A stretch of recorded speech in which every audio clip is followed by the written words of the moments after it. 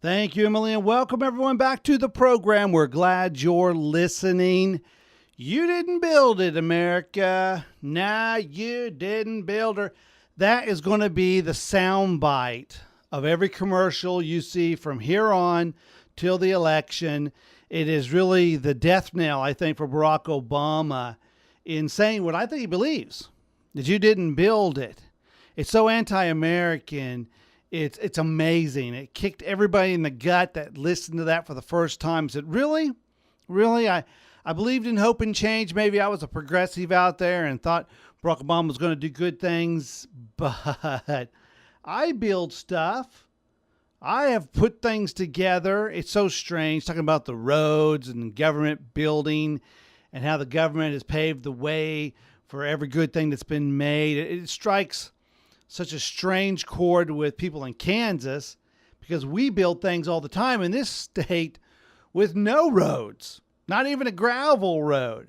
Every oil driller, every person that collects the forest resources, whether you're farming, we do that through pasture, through untamed land. So, it's like Barack Obama. You can stick it where the sun don't shine. I built this. Now, if we go and we look at American history and we look at the capitalistic free market society, we have examples all throughout history. I have lots and lots of heroes of capitalism that I could talk about. People that have totally defied this idea that Barack Obama throws out there that you only make it through a whole bunch of other people, and i.e., really through government intervention.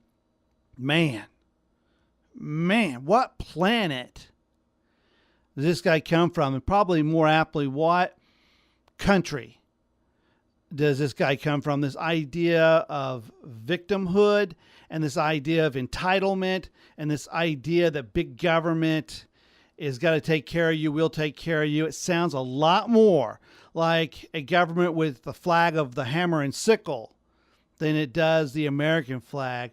Some of my biggest heroes looking throughout history, Henry Ford, that just would not stop trying to perfect the automobile, did patent after patent after patent, until finally he perfected the assembly line and gave us a great product that we still use today. It really innovated and created the new way of making products. We can look at folks like Col.Sanders, and we just had PETA on here the other day, and every time we have PETA on and think about Col.Sanders because PETA wants to destroy him and destroy this American hero, a hero of capitalism. Here's a guy that worked hard, came from humble beginnings, and actually had the highway that Barack Obama touts, the freeway, go around his little restaurant and run him out of business. And at 65 years old, when he could have just thrown in the towel, and certainly were these naysayers, like these liberals like Obama would say, you can't make it now, just go on the government dole. At 65, Col.Sanders really created the 11 herbs and spices and his unique, innovative way of cooking chicken with the pressure cooker and created an empire. Well, you can see the same thing when you look at Walt Disney. These guys did not have the silver spoon in their mouths. They didn't have everything handed to them. They had to work and fight to make success. What is one of the common elements of success within the free market capitalistic system? I believe there's 4 of them. First, you have to have a creative mind and you have to innovate something in the market. The next is you have to be tenacious for the long term and you have to work hard. These are all dirty words to liberals. But this is what has made so many Americans prosperous and has created so many great items. One of the heroes I want to talk today, and what I'm wearing today is my Marvel's Comics t-shirt, is I'm a big old fan of Stan Lee. His real name was Stanley Martin Lieber, and this guy is just a model of the capitalistic free system. He was, is known for his comic books at Marvel Comics. He's the former president and chairman of Marvel Comics. And this guy came from humble beginnings, poor, dirt poor in America, found something that he did well, and that was to be creative, to give us this beautiful outlet of these superheroes. And he wrote and did comics when it was unfashionable to do so, when it didn't pay well. He was the co-creator. This is the innovation and creativity that I'm talking about. He co-created Spider-Man, the Hulk, the X-Men, the Fantastic Four, Iron Man, Thor, and many, many other characters. So he found something he could do well, and then he went out and he marketed it. He worked hard. And just like these other heroes of capitalism, people are going to say, well, they just rich white men. That's what I would hear from Barack Obama. Rich white men. These guys weren't rich, and they had lots of downtimes. They failed a lot. If you look at the history of Stan Lee's career, he's had many, many bad turns.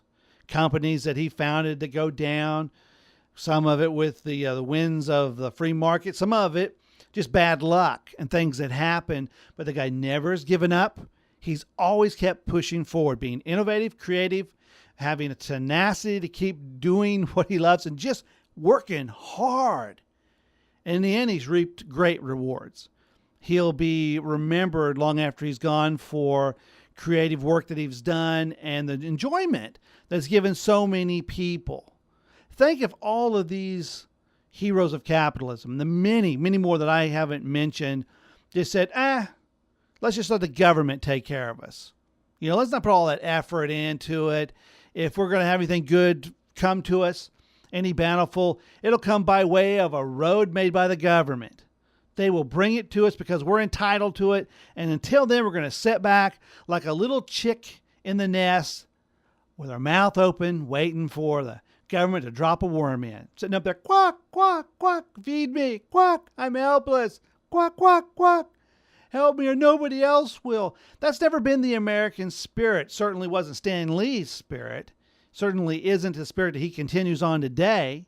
He wouldn't have been a success no more than Henry Ford or Col.Sanders or many, many others. You out there in Radio Land, you are a success if you shuck off this entitlement mentality. When you say, it's my responsibility to make my way in this world, to be as successful as I want to be. And I'm going to go out there and get it. When I fall down, I'm going to get up. And when I fall down again, I'm going to get up again. And I'm going to keep striving, keep moving forward. And it's my own responsibility. Government, I want you small and I want you out of my way so I can succeed.